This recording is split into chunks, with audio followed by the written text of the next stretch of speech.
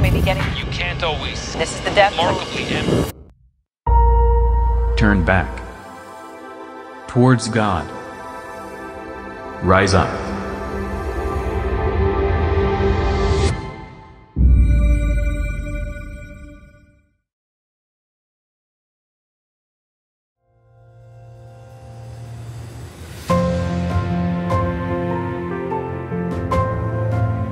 When I'm ministering, I'm being used by God as an instrument of His healing, His love, His mercy, His strength, and His affirming of people's commitments. It's just such a beautiful experience to be part of that, and the priest is an instrument of God's love, reaching out and giving people the sacraments that they need. It's great to be a helper in what God is doing in the lives of these people.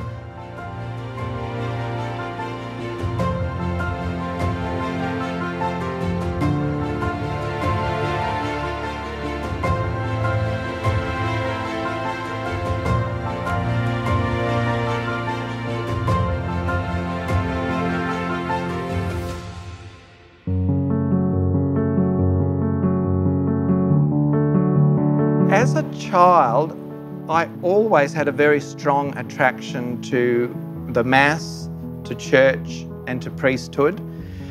My parents were a wonderful example. They were both practicing Catholics. My earliest memory of church was of the people gathering together, but no building, because Canberra in those days, in the 70s, didn't have many or any churches. They would assemble at school assembly halls, whether it was a state school or a Catholic school, and we would convert the assembly hall into the Mass centre. When the priest would read out in the Gospel passages like, "Come, follow me," well, I want to be more literal. I want to follow him and leave everything the way the disciples did. I want to be a priest. So I had a very strong attraction to it from a very early age, from about 4 years of age. It was a gentle one, and it was God drawing by attraction to the life and the message.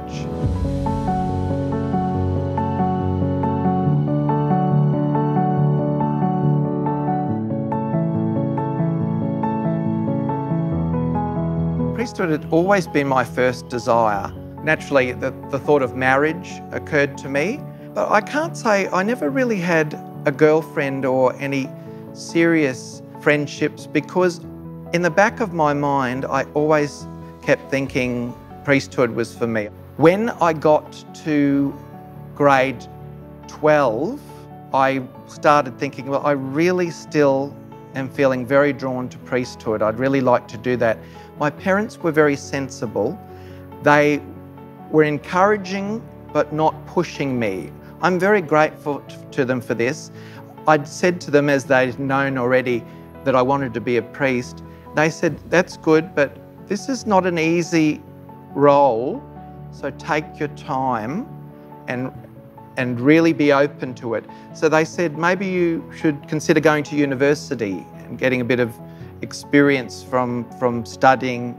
And the seminaries were sort of saying they don't want people coming in straight from school anyway. They wanted a little bit of life experience. So I kept working in a hardware store, relating to people and really enjoying that challenge. And I studied economics and law for 5 years. And my parents wisely said, if it is a vocation from God, it won't go away in that time. If it does, maybe you're being called to something else. When I was studying at the university, I'd be in the big library, the big main library where you'd have law books and other books, and I'd keep walking past St. Thomas Aquinas's books on my way to study something in economics and law, and I kept thinking, I want to study that. I want to study that. Here I am studying this, but I did it. I did it well. I'm glad I did that. I still feel called. I need to explore priesthood, so I made contact with the seminary. And I was delighted when I went and had a day in the seminary. They had this course where you could spend a night in the seminary and talk to people. I just felt so happy. I just really had never felt so happy. I knew that this was the way it was. It was a bit scary. I'd lived at home until that time. And when I got accepted by the bishop, I just felt like I was floating on the moon. I was so happy, and I thought that was a good sign that this is what God is wanting.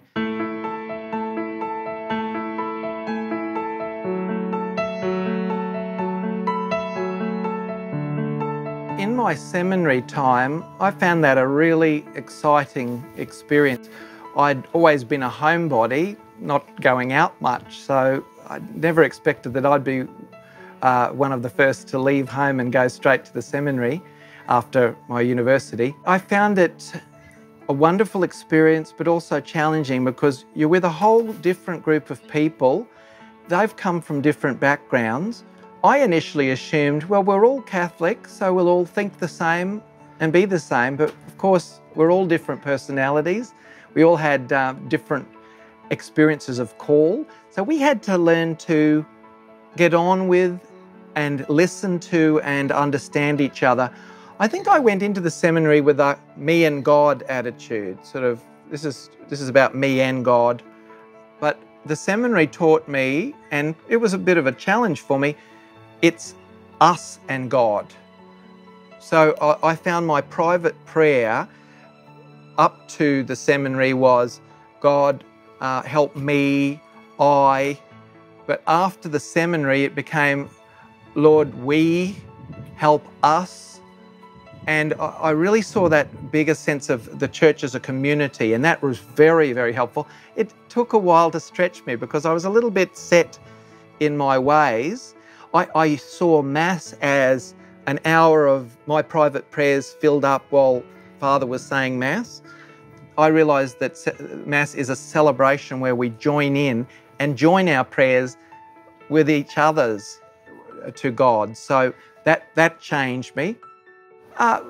Understanding there are different personalities and they're all good, and God blesses us all, and we don't always see things the same way, but we believe the same things, was a challenge, but a good one that stretched me in a good way. I did struggle. I remember in my second year, after the novelty of seminary wore off, I saw an ordinary person working in an ordinary day job, and I thought to myself, that person has Saturday and Sunday off, and they work and they help people, then they go home and they've got their own life. And I felt a little bit of a loss. I thought, oh, I could have a family and an ordinary job, and then I'd have time to myself. Whereas priesthood is full on, and it can be 24 hours a day, and even when you're on a day off or a holiday, you're still God's servant. So I did have a bit of a struggle about just the fact that I'd be losing an everyday anonymous kind of life. But I soon got over that, because I realised that I can be of service to people in this role. So that was a bit of a struggle. I also, although I had a strong call for priesthood, I still wondered, but I'm not sure. Why doesn't God tell me clearer?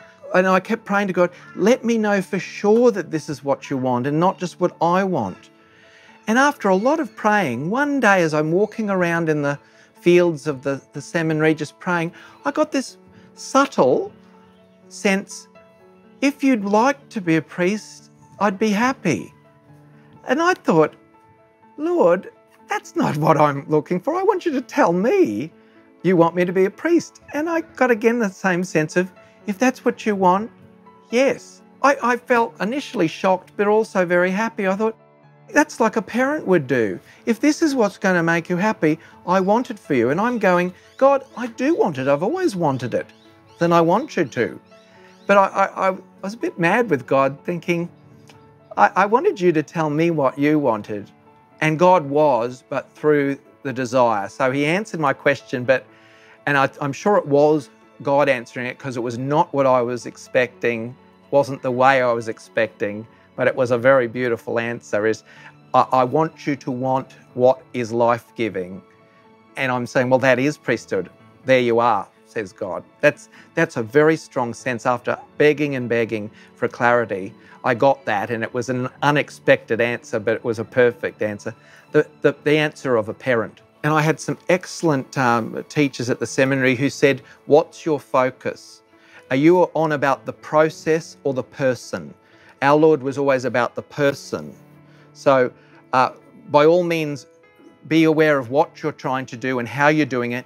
But in the end, what is the person's need and what is your focus on that? And I think that changed my whole way of looking at things.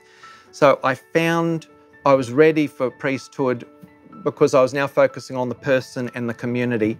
So we were ordained, my classmate and I were ordained in November 1997.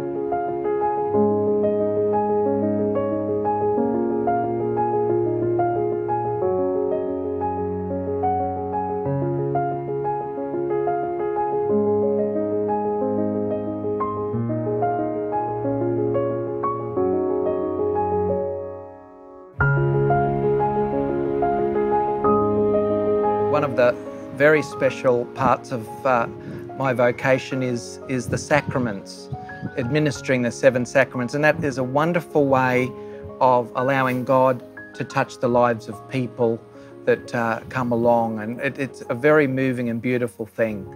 I love celebrating the Mass, and you can see how that's giving strength to people in their everyday lives, and as the word Mass means, they then go out to all the world to spread the good news, and they get nourishment from the sacrament of Eucharist.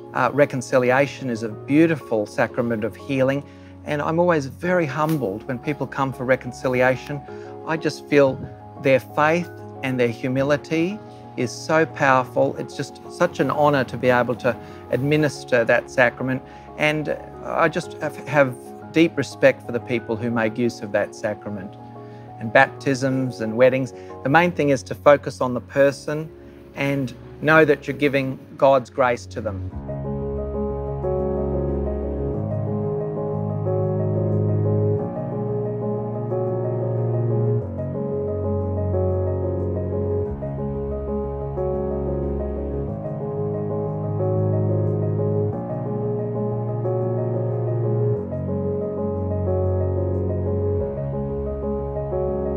I also find journeying with people who are going through the rite of a Christian initiation of adults extremely rewarding.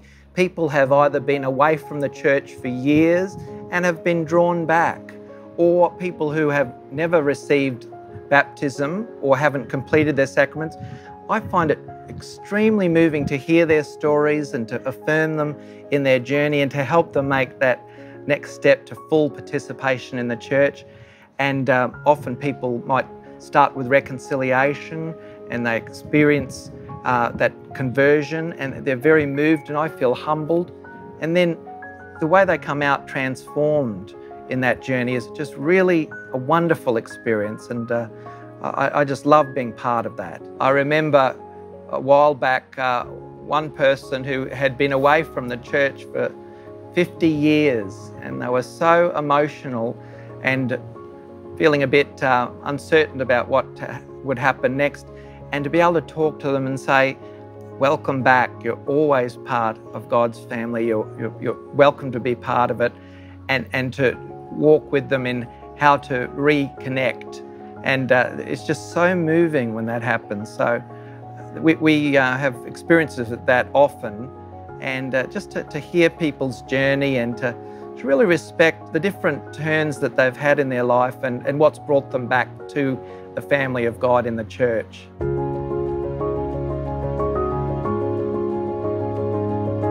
In my priestly ministry, I find that just focusing on the person, being really present to them and really listening to what they're saying and allowing them to set what their issues are, opens up beautiful results. I really think it's God's grace working amidst us. So I remember one man who came in, he was very distressed and emotional. He said he was seeing a doctor and a psychologist, and I said, well, we're neither of them, so do keep seeing them, but we can offer spiritual support. And I just listened to what he was saying and really looked at him as the loved child of God that he was and responded to what he was saying. And he came away really different and had some issues he could address and things he could take away with him. So I felt God was really working powerfully. And it was letting the person be and really hearing them for what they were needing. And as a loved child of God, and I really always see people like that, and the responses are just wonderful.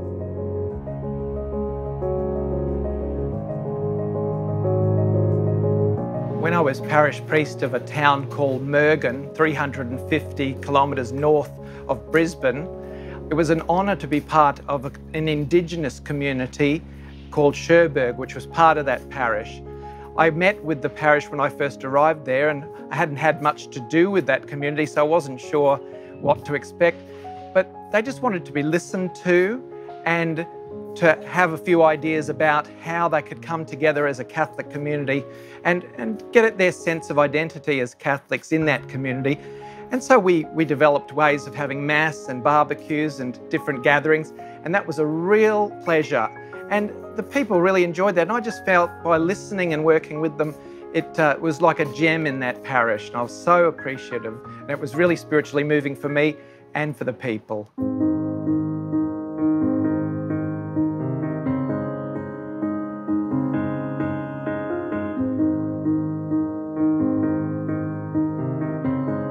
Prayer is an important part of everyone's life and also a priest's life. So daily prayer is so important, and that's where I get my energy, my spirituality. I love reflecting on the Word of God, particularly the readings of the day.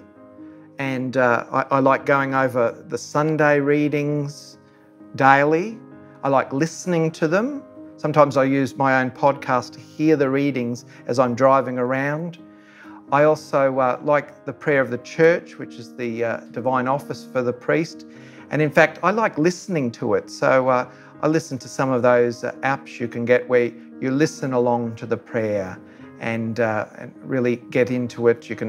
It can be sung or spoken, and I find that really wonderful. And I can play that as I'm driving along or walking along. And of course the Mass, I find it very, very energizing. I find it's a real source of spirituality and energy for me. And I really feel that the sacraments are that much more powerful when I've come back from pastoral ministry, when I've gone to visit the sick or someone in hospital, or I've gone and conducted a funeral or a visitation to someone.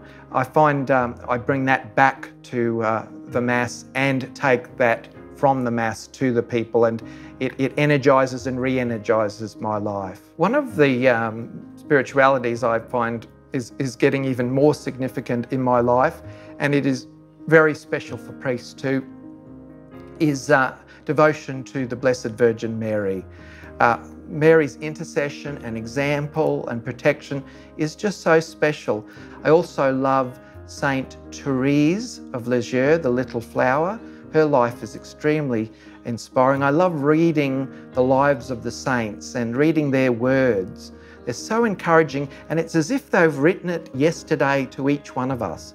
So I really encourage people to read the lives of the saints and their actual writings. It's as fresh as if it was written today. Trusting in God is a really important thing. God is faithful to His promises. So I really believe when I've trusted in God and really put my faith in Him, it's allowed me to stretch myself, to take a leap of faith, to do something I might have been a bit frightened of doing, and it's always borne a lot of good fruit.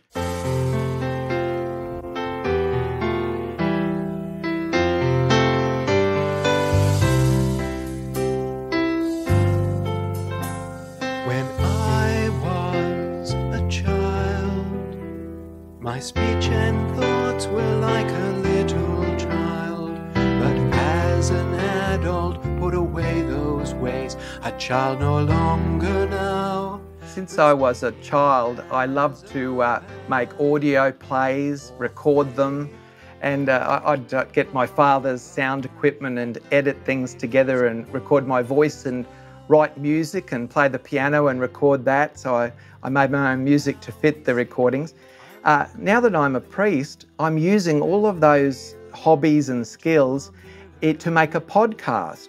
So I put together the Mass, and I do the readings and homilies, and I also compose hymns that I use for those podcasts, and I find that enormously spiritually uplifting. The greatest one is love. Love, it is patient. Love is kind, not rude or full of boast. Never insisting things to be its way, not resentful. I also use that to share with parishioners.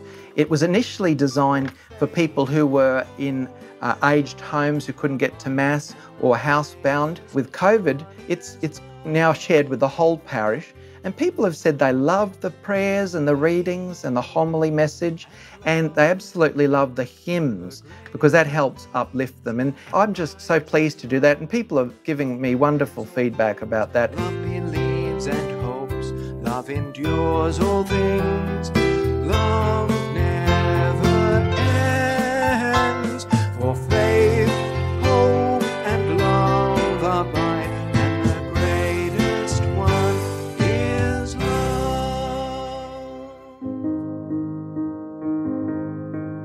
God provides wonderful satisfaction to people of different vocations, and I've found that the priesthood is a beautiful, beautiful ministry, and I've not regretted it. In fact, every day it becomes richer and richer in my spiritual life, and I really do believe it's having a difference in other people's lives too.